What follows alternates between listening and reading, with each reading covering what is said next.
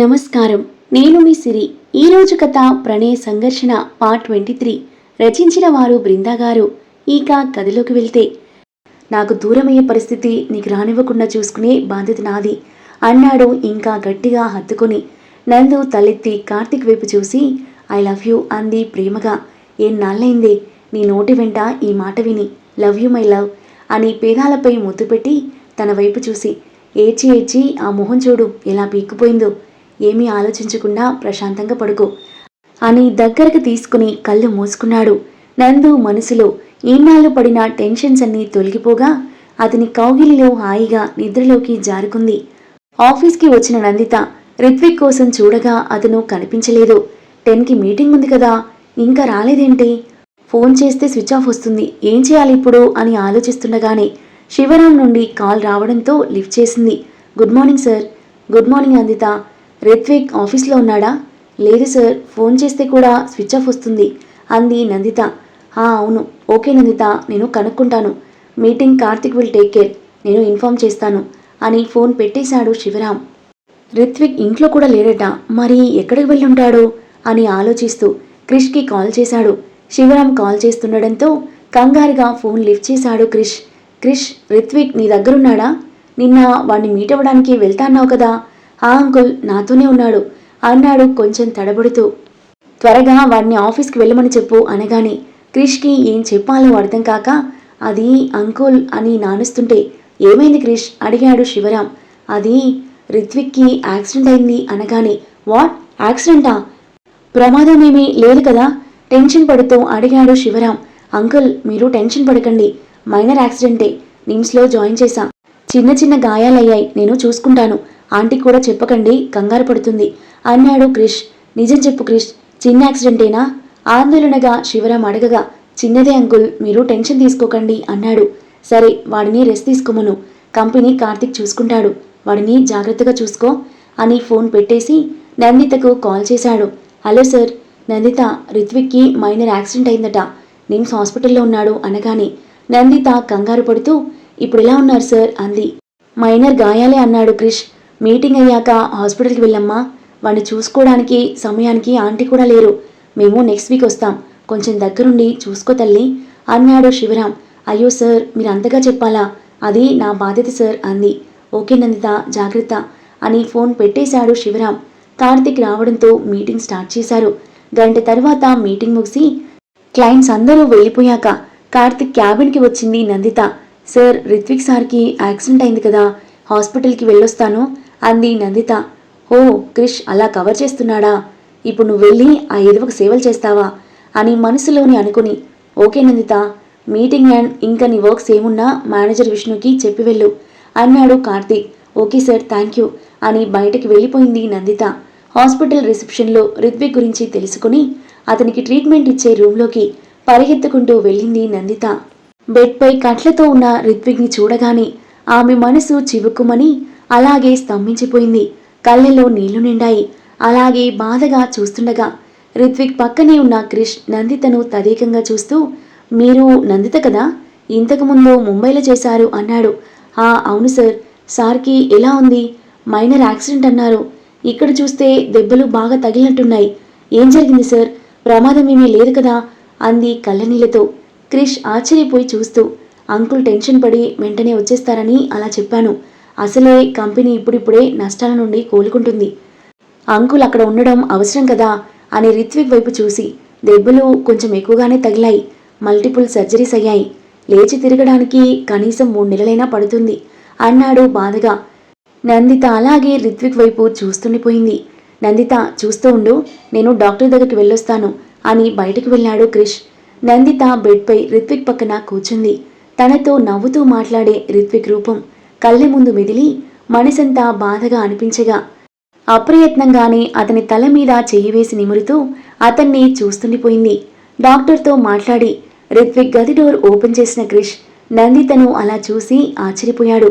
ఏం జరుగుతుంది? ఆ పిల్లకి మనోడి మీద సాఫ్ట్ కార్నర్ ఉన్నట్టుందే అని చూస్తుండగా మైండ్కి ఏదో ఆలోచన తట్టి క్రిష్ మొహం ఒక్కసారిగా వెలిగిపోయింది. ఆ నందినిని వీడు పూర్తిగా మర్చిపోవాలి అంటే వీడి మనసు వేరే అమ్మాయి మీదకి మళ్ళాలి. ఆ అమ్మాయి నందితే ఎందుకు కాకూడదు? ఎస్, ఎలా అయినా వీళ్ళిద్దరినీ ఒక్కటి చేయాలి అని మనసులో అనుకుని నవ్వుతూ లోపలికి వెళ్ళాడు. క్రిష్ రావడం చూసి కంగారుగా లేచి నిల్చుంది నందిత.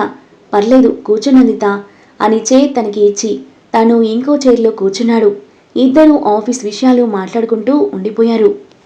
కొంతసేపటికి రిత్విక్కి స్పృహ వచ్చి నందు నందు అని మెల్లగా కలవరిస్తూ ఉంటే నందిత ఆశ్చర్యంగా చూడగా క్రిష్ కోపంగా చూసి, నీ అబ్బా, చచ్చేలా కొట్టినా ఇంకా ఆ పిల్లనే కలవరిస్తున్నాడు, ఏదో ఒకలా కవర్ చేయాలి అని నందిత వైపు చూసి, వాడు నీ పేరు కలవరిస్తున్నాడేంటి, ఏం జరుగుతుంది అన్నాడు నవ్వుతూ.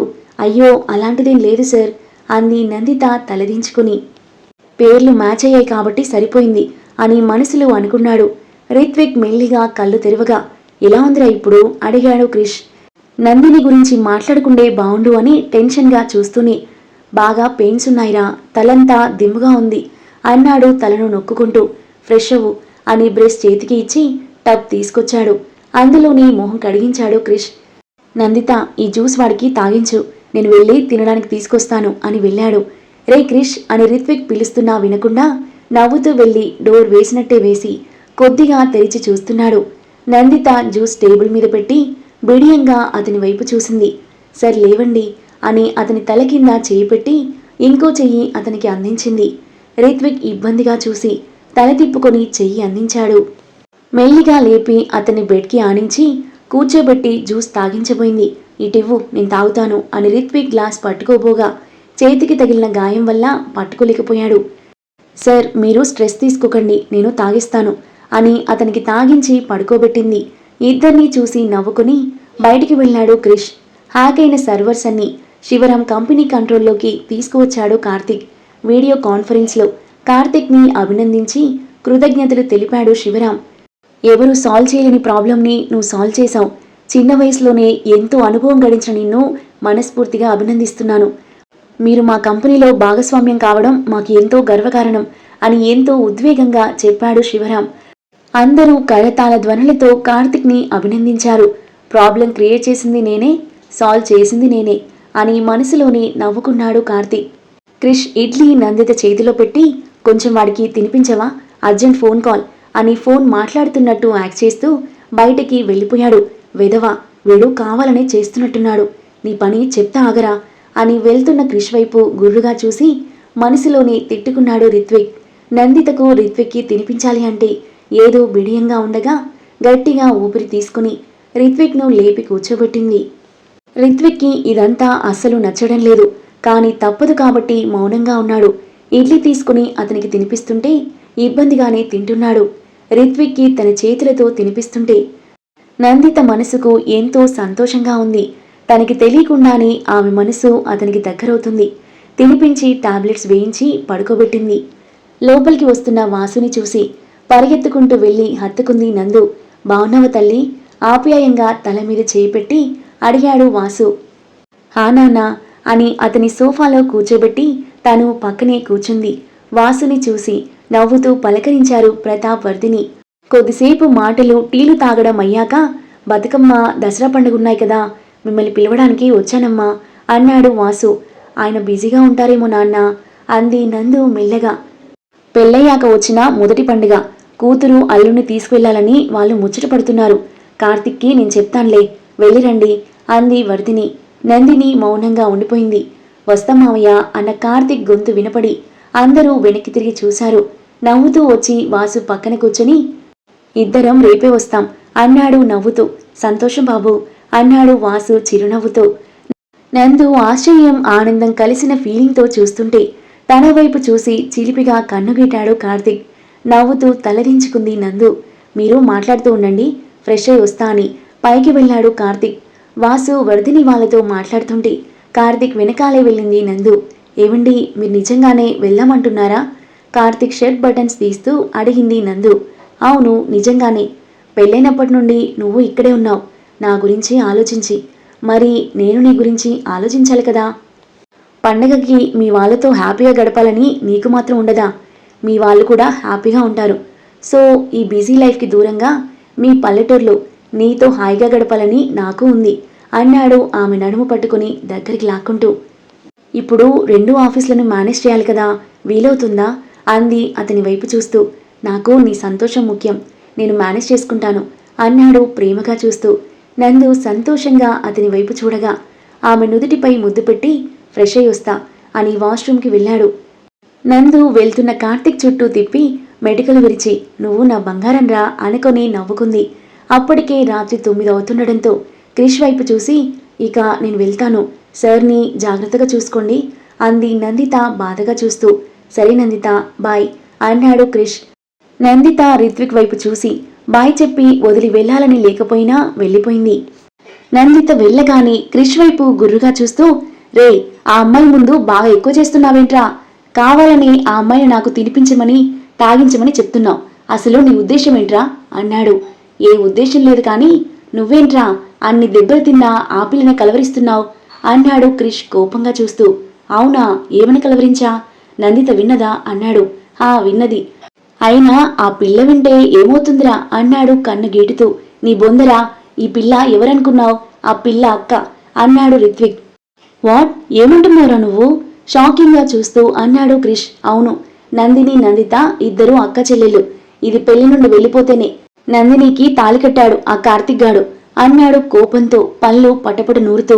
అయ్య బాబోయ్, ఇదేం ట్విస్ట్, నందిని అక్కని తెలియక ఇద్దరిని దగ్గర చేద్దామనుకున్నానే, ఇప్పుడెలా అని కొన్ని క్షణాలు ఆలోచించి అయినా అక్కయితే ఏమైంది, ఈ పిల్లవిడిని బాగా చూసుకుంటుంది అంటే వాళ్ళింకా విషయం చెప్పలేదు, సో ఎలాంటి ప్రాబ్లం ఉండదులే అనుకుని రిత్విక్ వైపు చూశాడు.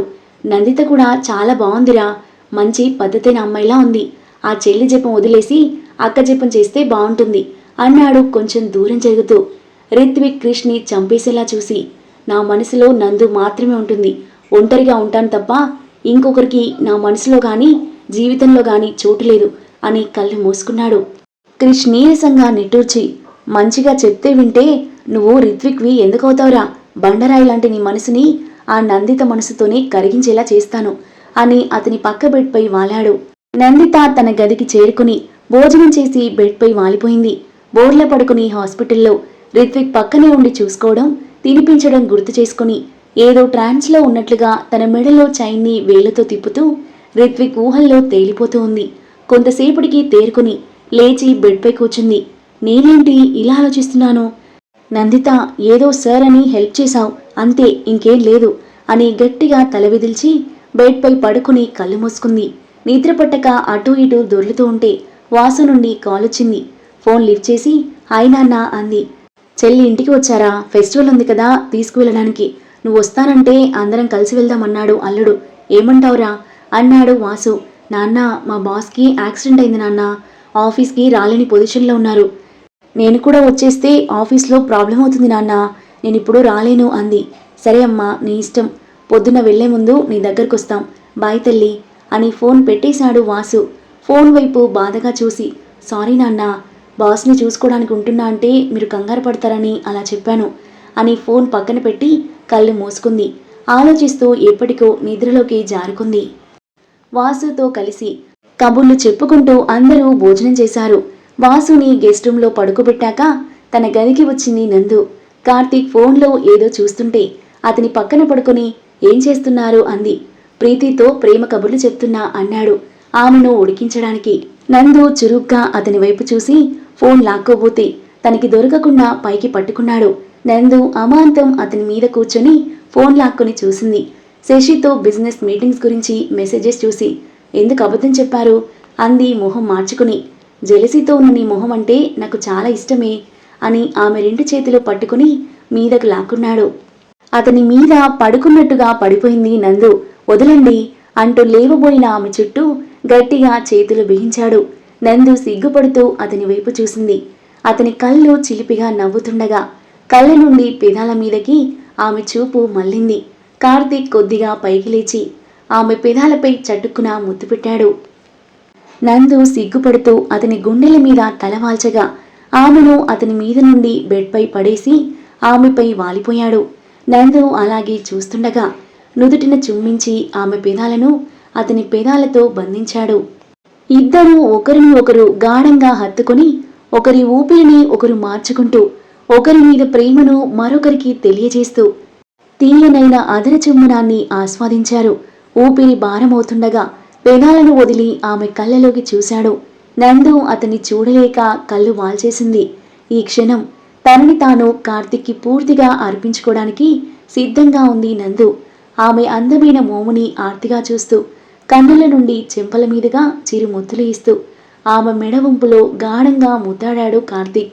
నందు ఒళ్ళంతా తీయని పులకరింత పాకగా తన్మయత్వంతో కళ్ళు మూసుకుంది. నందు కార్తిక్ ఒక్కటవుతారా? రిత్విక్ నందిత ప్రేమలో పడిపోతాడా? వీరి నలుగురి మధ్య ప్రణయ సంఘర్షణ ఎలాంటి మలుపు తీసుకోబోతుంది? అద్భుతమైన కథనంతో ఊహించని ట్విస్ట్లతో ఇంట్రెస్టింగ్గా సాగే ఈ కథ యొక్క నెక్స్ట్ ఎపిసోడ్ కోసం మన నెక్స్ట్ వీడియో చూడండి. కథ నచ్చితే లైక్ చేయండి. మరిన్ని ఇలాంటి ఇంట్రెస్టింగ్ స్టోరీస్ కోసం మన ఛానల్ని సబ్స్క్రైబ్ చేయండి. Thank you for listening.